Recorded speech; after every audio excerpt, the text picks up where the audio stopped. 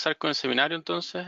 Mi nombre es Felipe Encina, soy director de VFX, más encargado de trading, sistemas, plataformas, etc. La idea es hacer un repaso rápido de algunos indicadores técnicos, ¿cierto? Que son ciertas fórmulas matemáticas fáciles que nos dan puntos de entrada, salida, niveles de estrés de ese tipo, y poder mezclarlos y lograr armar un tipo de estrategia para que puedan operar mejor ustedes sus cuentas. ¿Ok? Entonces vamos a avanzar acá. Entonces los mercados principalmente se pueden definir como en tres etapas, ¿cierto? Mercado alcista, bajista y laterales. Esto es súper simple. Nosotros, si no estamos seguros en qué estado estamos, juntamos mínimos y máximos, ¿cierto? Si son crecientes, es alcista. Si son bajistas, decrecientes y laterales, ¿cierto? Que hoy en día el mercado está lateral en varios instrumentos por un buen tiempo. Por ejemplo, el dólar peso, las bolsas de Estados Unidos después de una caída fuerte que tuvieron, ¿cierto? A principio de año, y ambos laterales un buen tiempo. Un poco alcista, laterales, etc. ¿Cómo definirlo si no puedo hacerlo con las tendencias, ¿cierto? Con mínimo alcista, mínimo bajista. Hay un indicador que se llama ADX DMI, ¿cierto? Que lo pueden ver acá en la foto.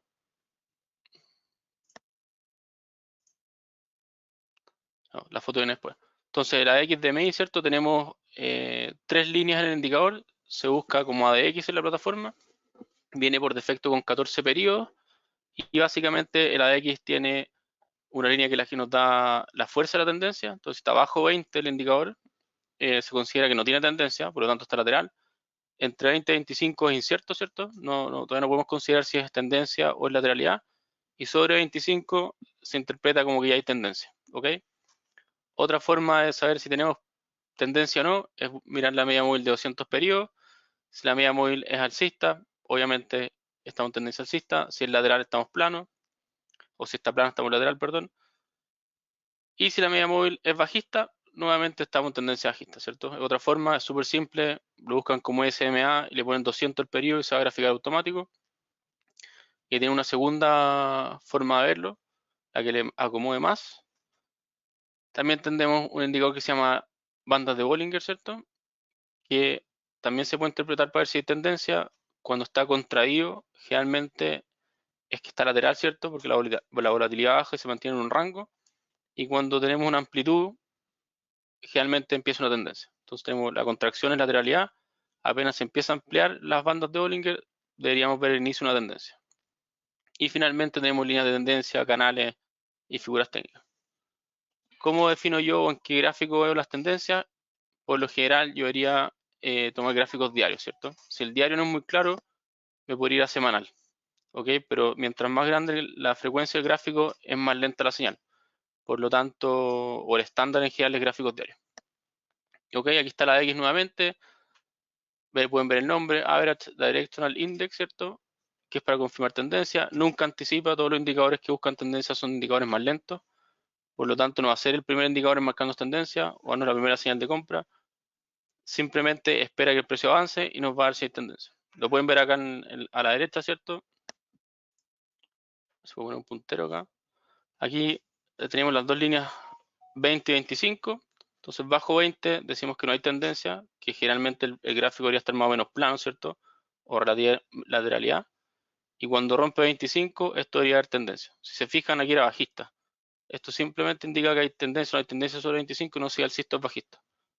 Para ver si es alcista o bajista tenemos las otras dos líneas. La roja obviamente es bajista, verde alcista. Con el cruce simplemente nos indica si es alcista o bajista. Esto lo setean en la plataforma y automático, pues no tienen que hacer nada más usted. ¿Ok? Voy rápido porque la idea no es ver indicadores, que esto lo habrían visto en el módulo 1. Si tienen preguntas las podemos repasar después para llegar a cómo mezclamos todo esto. ¿Ok? Entonces, pues, otro indicador que es bien útil, sobre todo para acciones, son las medias móviles, las más usadas 20, 50 y 200. Hay de varios tipos. Las más usadas son simples, ¿cierto? Que todos los periodos se pondrán igual, y exponenciales, que los últimos periodos se pondrán con más fuerza. Por lo tanto, ustedes usan medias móviles cortas, van a ver afuera en Estados Unidos, analistas de afuera que usan las medias móviles exponenciales porque las hacen más volátiles, ¿cierto? Se mueven más rápido. Entonces detectan las entradas y salidas más rápido Y si van a medias móviles más largas como 50 o 200, generalmente son simples porque son medias móviles que no se usan tanto para entrar, sino que saber más dónde va el mercado. ¿Ok? Una señal simple si queremos usar medias móviles es que una media móvil cruce hacia arriba, es señal de compra. Si una cruza hacia abajo, es señal de venta. ¿Ok? Son señales bastante lentas, sobre todo si usamos 20 con 50 con 100 con 200. La gente que es más tipo trader usa 8 y 20. ¿Ok? Y eso te da más señales de entrada y venta. Y generalmente si hay una tendencia o el inicio de una tendencia, uno debería ganar un buen porcentaje. ¿Ok? Y también la media móvil de 200 periodos define si el mercado es alcista o bajista. Si el precio está por sobre la media de 200 móviles, es alcista. Si está por debajo, es bajista.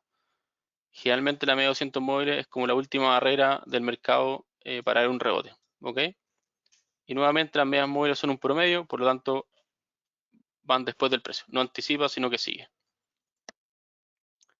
¿Ok? Después tenemos los indicadores que van en la parte de abajo un gráfico. De los más usados que generalmente cuando hay un análisis van a ver MACD y RSI. Estamos viendo primero el MACD.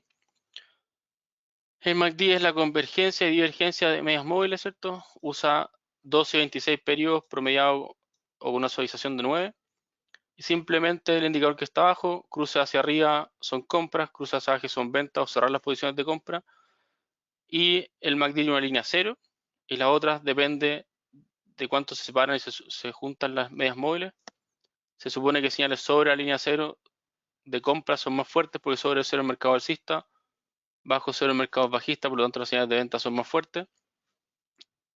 Este indicador y la mayoría de los indicadores son muy usados porque son muy simples, ¿cierto? No tenemos que tener grandes estudios, grandes fórmulas matemáticas, uno los agrega y más empiezan a dar señales automáticamente. No todos tienen una certidumbre del 100%, evidentemente, ¿cierto?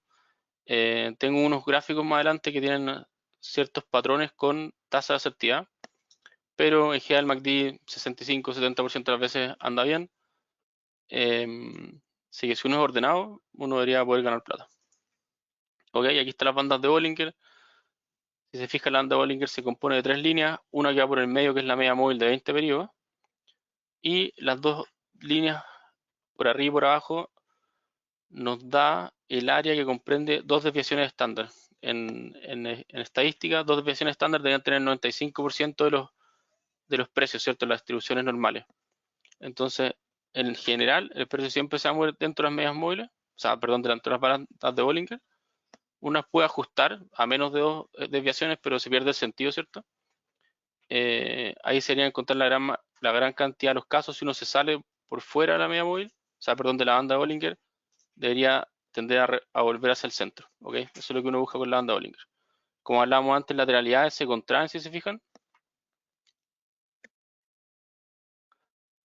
y cuando vemos que la tendencia empieza a explotar, ¿cierto? A ponerse más fuerte, la banda Bollinger automáticamente se empieza a ampliar, ¿cierto? Aquí tenemos el periodo de lateralidad, la banda Bollinger se contrajo, es muy buena porque tengo soporte y resistencia, compro abajo, vendo arriba, ¿cierto?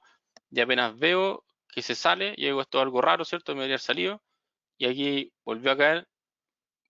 Si vos seguías la lateralidad que quería haber comprado, el precio siguió, stop loss, estoy fuera. ¿Ok? Y se empezó a ampliar, por lo tanto la volatilidad aquí debería empezar a subir. Es bien bueno la banda Bollinger, sobre todo cuando uno no, el gráfico a veces uno no interpreta también las volatilidades porque está todo el día mirando cómo se mueven y no lo toma como periodos de contracción y aumento de volatilidad. ¿Ok? Eso. Después tenemos RSI, muy útil cuando el mercado está lateral, ¿cierto? De los más conocidos, bajo la línea de 70 es aviso de opción de compra. Uno debería ejecutar la compra cuando sale sobre el 30 hacia el 70, ¿cierto? Sobre 70 te dice, ojo que esto ha subido mucho, ¿cierto? Una situación poco normal o extrema, probablemente tenga una contracción.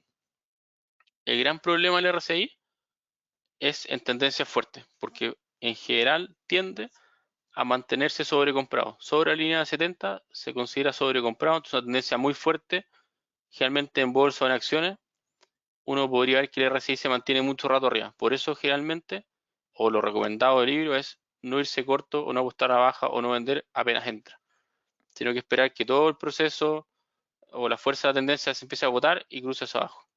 ¿Ok? Entonces, RSI muy bueno en lateralidades, no tan bueno cuando hay tendencias fuertes.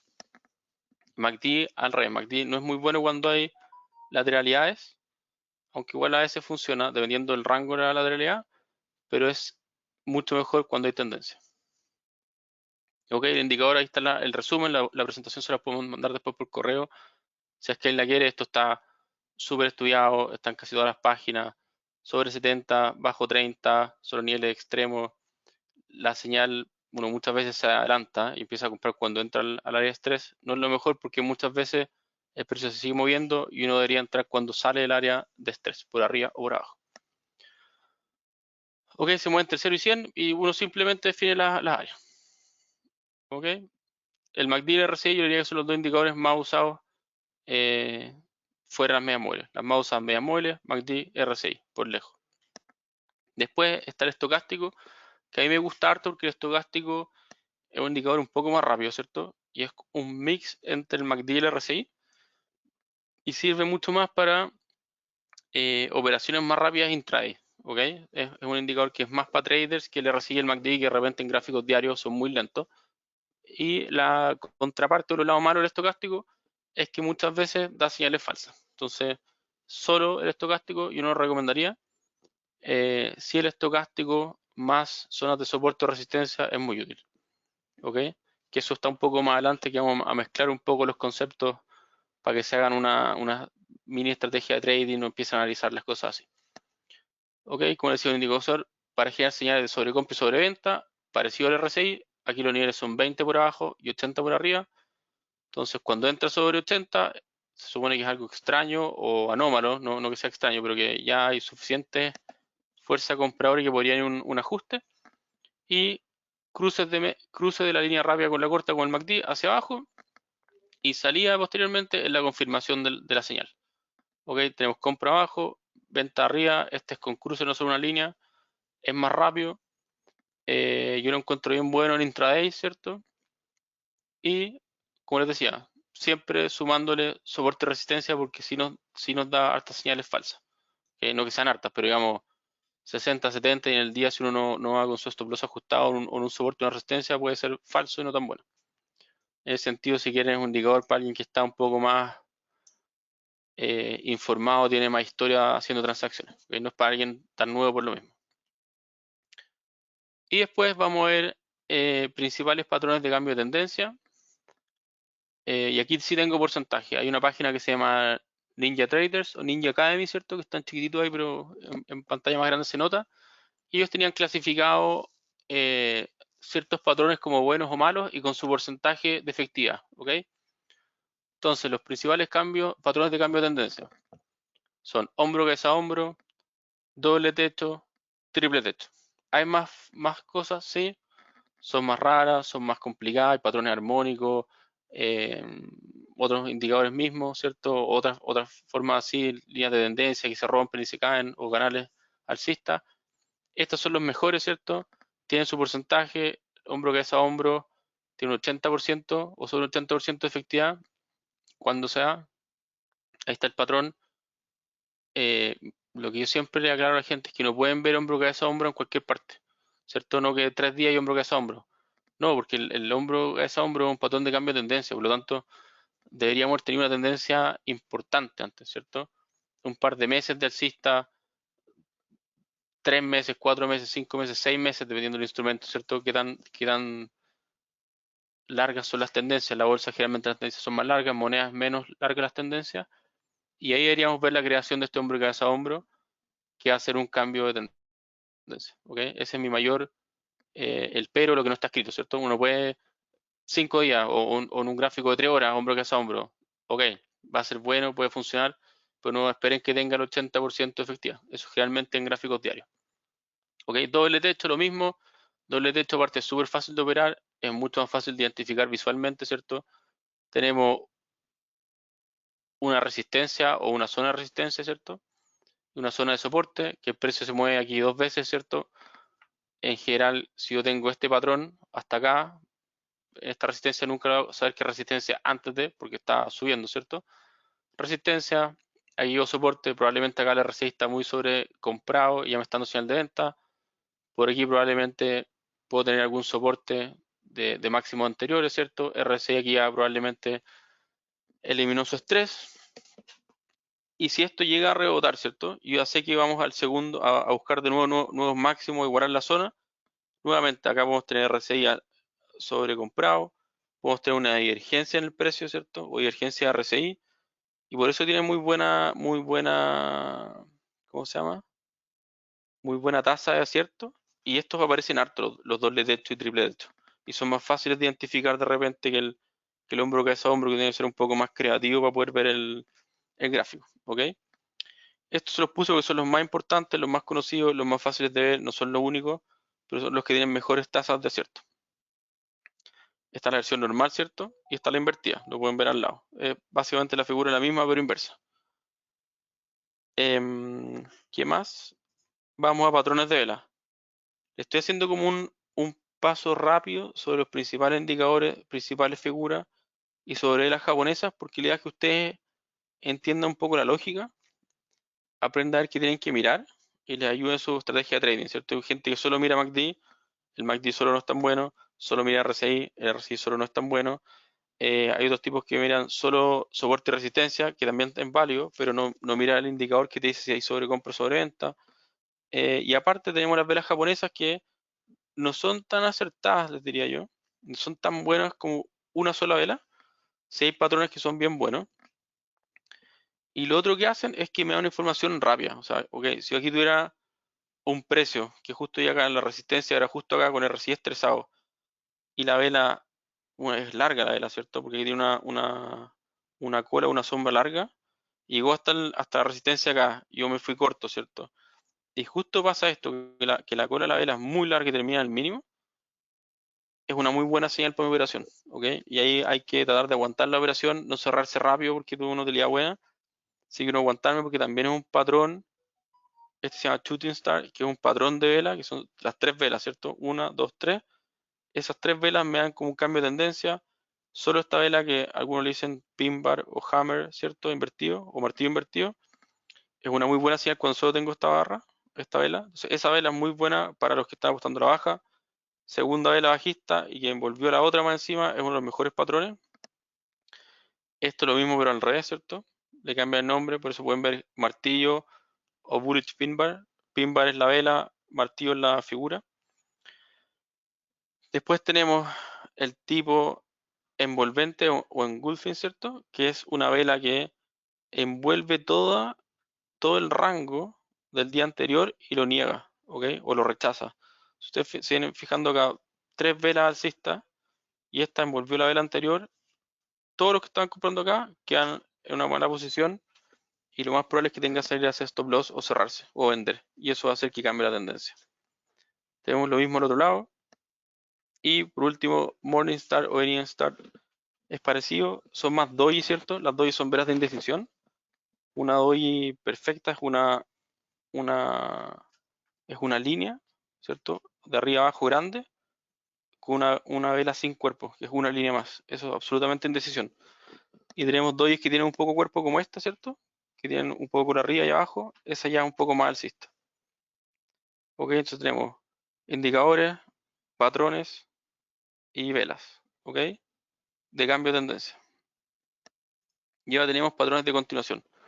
Lo mismo, yo estoy en un rango lateral, en una tendencia alcista, que obviamente tiene un pequeño rango de movimiento, ¿cierto? Yo con esto ya podría identificar más o menos si la tendencia va a continuar o se va a acabar y se va a volver. ¿Ok? Y aquí de nuevo tienen el porcentaje de acierto. Si se fijan, los pennant, como dicen en inglés, o banderines, no tienen muy buena tasa de asertividad. Yo se las incluí porque se parece mucho a un triángulo, por el triángulo que es de indecisión, porque tenemos mínimo y máximo que se van contrayendo, pero nadie gana, ¿ok? Es una lateralidad con indecisión. A diferencia del triángulo alcista, que es muy bueno, el triángulo bajista o las banderas, ¿ok? Entonces ahí tiene más o menos el dibujo, tendencia alta. Estas son velas chiquititas, no alcanza a ser una tendencia bajista. Son velas de unos 2 días, 3 días que hacen un movimiento zigzag rápido y después siguen hacia arriba. Lo mismo la bajista. El triángulo generalmente es un poco más largo y este también. Son unos pocos días de transacciones. La gran diferencia entre esto y un canal lateral o una tendencia alcista bajista que son pocos días, los triángulos son más largos, estos también son de corto plazo. Entonces ustedes ven esta figura, saben que es de continuación alcista, continuación bajista, el triángulo también una figura alcista en este caso, bajista, y está lo mismo, con un poco más de indecisión. Ok, no sé si alguien tiene preguntas. Esto hoy en día lo pueden aplicar o ver en el gráfico del dólar peso. Sería bien práctico porque es un rango lateral que en general ha sido entre 790 y 830, que ahora se ha comprimido un poco. Entonces nos sirve para analizar con todos los datos lo que hemos visto. Ok, no hay ninguna estrategia ganadora ni perfecta. La forma de operar depende del tiempo que uno tenga y los plazos que uno tenga, ¿cierto? Lo más importante es manejar la psicología. Hay gente como yo, por ejemplo, y soy muy bueno para hacer operaciones cortas y rápidas. Y hay gente que tiene una visión más de largo plazo, ¿cierto? Que sigue aunque la bolsa sube 10% al año y es su método de ahorro. Y hay gente como yo que quiere buscar operaciones más cortas, más rápidas, con la expectativa que uno le debería sacar más rendimiento. Pero para eso uno necesita más tiempo. ¿Okay? No puede ser alguien que se meta una vez al día o vea cada 2 semanas su inversión. Es alguien que debe estar más activo. ¿Okay? Otra aclaración, en las monedas generalmente, las majors, las más importantes, euro, australiano, libra, dólar, ¿cierto? En general las monedas más importantes del mundo son relativamente laterales, ¿cierto? Cuando uno ve el dólar peso, que es una moneda emergente, ¿cierto? Y se mueve 40 pesos, toda la gente empieza a asustarse, 80 ya es una locura, y en verdad apenas se ha movido 5 o 10%. ¿Ok? Uno tiene acciones de repente caídas de 30%, 40% con la bolsa. Eso es muy raro que pase una moneda. Entonces, generalmente las monedas están más laterales que en tendencia. La bolsa generalmente está más en tendencia al revés que lateral. ¿Ok? Que está acá. Monedas, mayor parte lateral, acciones e índices, mayor parte con tendencia. Ahí ya saben qué patrones tienen que usar, ¿cierto? Patrones de continuación para acciones e índices, indicadores de tendencia para acciones e índices. En monedas, patrones de lateralidad, ¿cierto? Cambio de tendencia, en soporte y resistencia. Lo mismo con las velas japonesas, lo mismo con los indicadores. Siempre usen stop loss, es una recomendación porque uno puede hacer una pérdida chica y recuperarla. El problema es cuando uno se queda metido en una acción o en algún instrumento y se cae 50%, 70%. Si algo se cae 50%, uno puede recuperar, tiene que ganar un 100%, y eso pasa muy pocas veces. Uno por psicología y porque las cosas no se mueven tanto, es raro que uno aguante 100% alza. Y por último, siempre pensar en operaciones que uno vaya a buscar 3-1, 2-1, ¿cierto? Yo he puesto, o sea, en dólar peso, el caso en dólar peso, 5 pesos de stop loss, ¿cierto? O de potencial pérdida, pero con la esperanza de ir a buscar 15, 20 pesos, que muchas veces la gente se apura, se gana 2 pesos y se cierra, y así nunca vamos a ganar plata, porque las buenas gano 2, las malas pierdo 5, tengo que pagarle sobre 66 o 70% de las veces a mi análisis. Y con esta fórmula matemática que parece simple y que uno de repente no la cree, pero pasa, si yo hago 2-1, con que le venta a un 30% de las operaciones, ya voy a ganar plata. ¿Ok? Y 30% no hay que ser mago, hay que ser un poco ordenado y aguantar. Ok, no sé si alguien tiene preguntas. Voy a poner el gráfico del dólar peso para poder ver esto un poco más aplicado.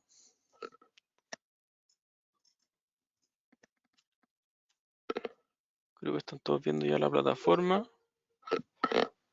No sé, la plataforma es. Estoy acá arriba, perdón. Ahí sí. Entonces, vamos al dólar peso. Si se fijan en el dólar peso, tenemos una lateralidad bien larga. Obviamente los extremos ahora se han achicado, no está llegando tan arriba últimamente. Pero básicamente llevamos 5 o 6 meses en esta zona lateral, ¿cierto? En un principio 780 era el piso, buscaba 830, 835, lo hizo una vez, 2 veces, tercera vez, cuarta vez, quinta vez, sexta vez. Aquí ya empezó a no llegar tan arriba. Si se fijan acá, llegamos a 823, ¿cierto? Volvió a caer 790 aproximadamente. Otro rebote, tampoco llegamos a 835, volvimos a caer, ¿cierto? A la parte más baja, casi lo mismo que antes, 780, 778 fue, y ahora de nuevo estamos subiendo. Ok, esto en gráficos diarios, si lo quieren ver así, es más grande, o por una media móvil de 200 periodos, para que vean que una media móvil de 200 periodos no me dice mucho, la media lateral un poco bajista, ni siquiera está en el gráfico, no es algo que me sirva. Como les decía, las monedas son más laterales, entonces yo puedo ir a una media móvil más chica, ¿cierto? 50 periodos, tampoco me sirve mucho, porque básicamente está en la mitad, aquí no podría haber hecho muchas cosas.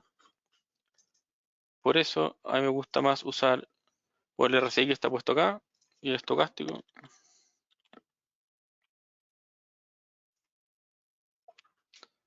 que me dan señales más rápidas, ¿cierto? Y funcionan mejor puestas laterales. Vamos a checarnos 4 horas para verlo mejor, ¿cierto?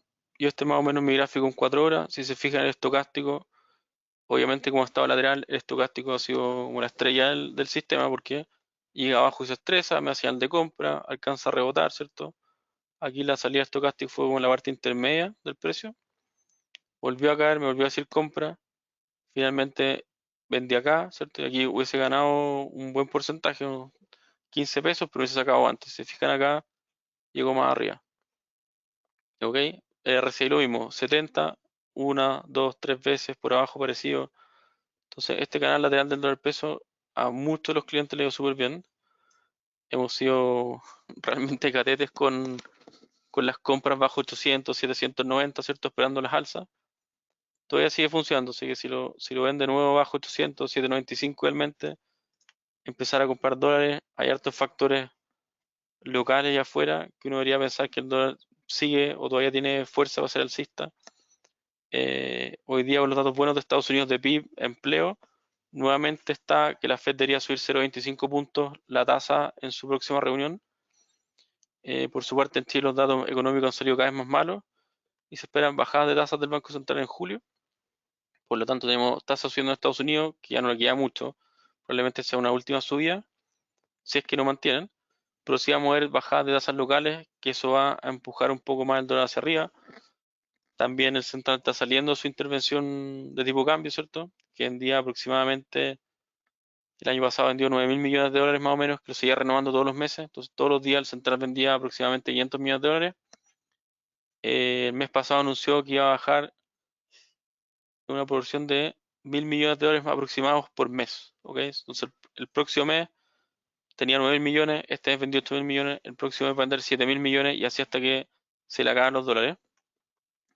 Obviamente el central siempre puede volver a activar la venta de dólares, pero si él ya considera que esta es una zona importante para cerrar los dólares, es porque encuentra que el dólar está barato, ¿cierto? El cerrar un corto es comprar, por lo tanto, hasta el mismo central nos está diciendo que en 780, 790, 800 es una buena zona para cerrar los cortos. Y eso va a provocar que el dólar de nuevo tenga subida, ¿cierto? Ojalá hasta los 835, 820, que van a ser las que nos dan oportunidades de compra. Y aquí en 825, 835 empezar a apostar a la baja con caídas. Por ahora no sé, yo no veo factores que sean tan violentos como para el dólar se caiga por mucho de 780, ni que pase por mucho de 835.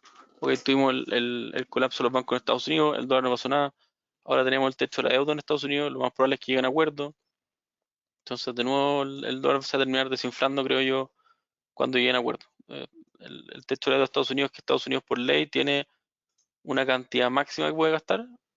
Si llegan a ese techo, ¿cierto? Como es la palabra, tiene que ir al Congreso y el Congreso en teoría lo que hace es negociar más gastos a cambio de recortes de gastos futuros. Entonces, como que no se deberían seguir endeudando. La realidad es que simplemente la deuda ha aumentado, ¿ok? Pero por lo menos hacen toda esta negociación todos los años, toda la gente se estresa, generalmente sube mucho el oro porque si Estados Unidos no paga, cae en default y ahí nadie querría tener bonos, todos sean activos más seguros. Eh, si llega a pasar que no pagan la deuda, probablemente el dólar se caiga, oro siga subiendo, las bolsas se vuelvan a caer, etcétera. El escenario B, no es el escenario por defecto que todos piensan, y no tiene mucho sentido, o sea, realmente un colapso político de Estados Unidos. Entonces tenemos eso, ¿ok? Si se fijan acá en la parte alta del gráfico, ya vemos estos velas japonesas con colas bien largas, ¿cierto? Que son indecisión o áreas que los vendedores le ganan a los compradores, ¿cierto? Esta es como la más perfecta dentro del gráfico.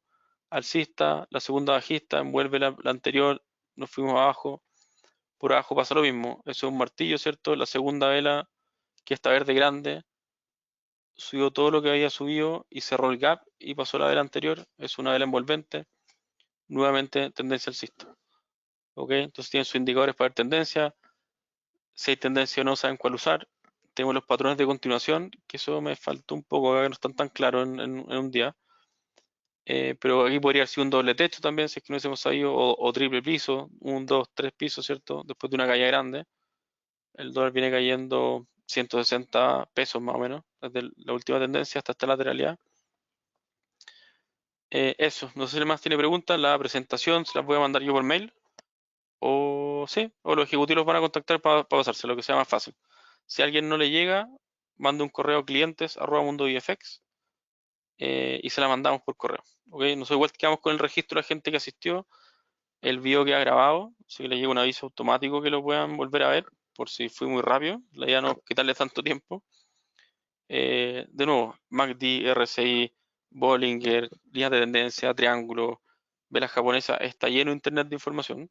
Si quieren profundizar más o leerlo con más calma, yo les puedo mandar páginas donde pueden ver la info que son bien buenas y prácticas. Pero en general, toda la gracia de todos los indicadores y los patrones de velas que son fáciles de hacer, fáciles de detectar y usar. ¿Qué más? Otro que ha estado lateral últimamente, el oro después de una tendencia bien fuerte. Vamos a ver los gráficos diarios. Si se fijan acá, el oro subió harto, realmente harto en porcentaje.